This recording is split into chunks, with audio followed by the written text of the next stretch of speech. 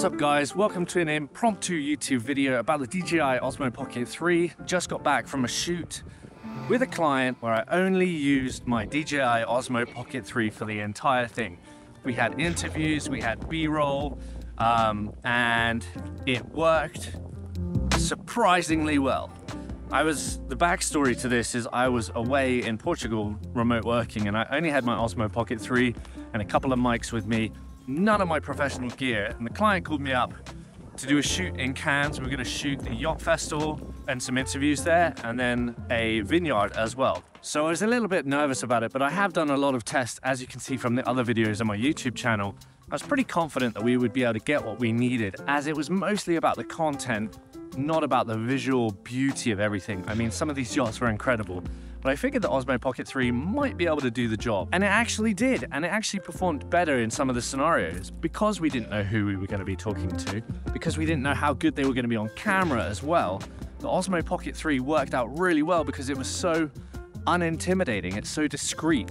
When I'm holding it, it just looks like I'm just another person in the conversation.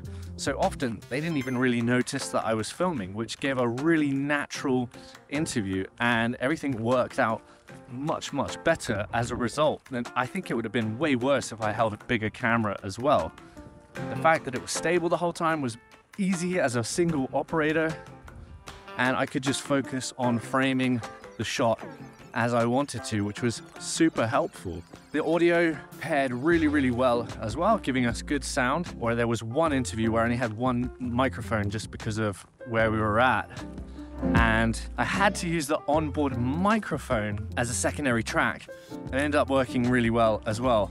The environments we were filming in yachts, so tight areas, and for that I was using the wide angle lens that I got from K&F Concepts, and there are a few things I noticed about that after the fact, which I'm a bit annoyed that I didn't realize at the time. And that main thing is that on the edges of that lens, I don't know about the DJI ones, but that one, things get out of focus quite quickly as you go to the edge of the lens.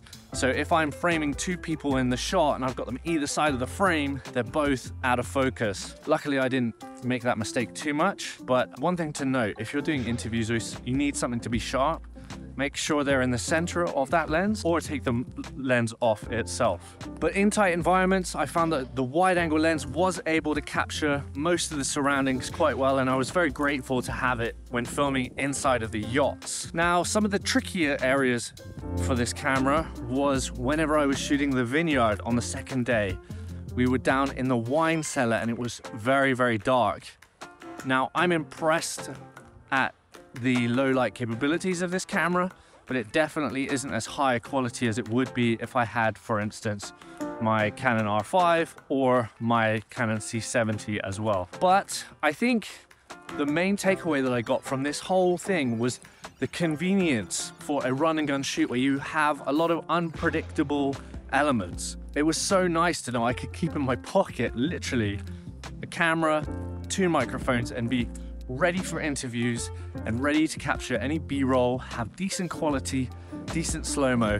Check out the footage. I've been overlaying it whilst talking here as well, but I would highly recommend it. And it actually saved me a lot of money and the client a lot of money, as I didn't have to get them to pay for all of my extra expenses that came from baggage and stuff like that.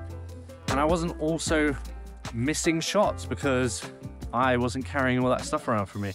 Anyway, that was a really big eye-opener using the DJI Osmo Pocket 3 kind of forcibly in a professional context for a client. If you like this video, please subscribe, and I'll see you guys in the next one.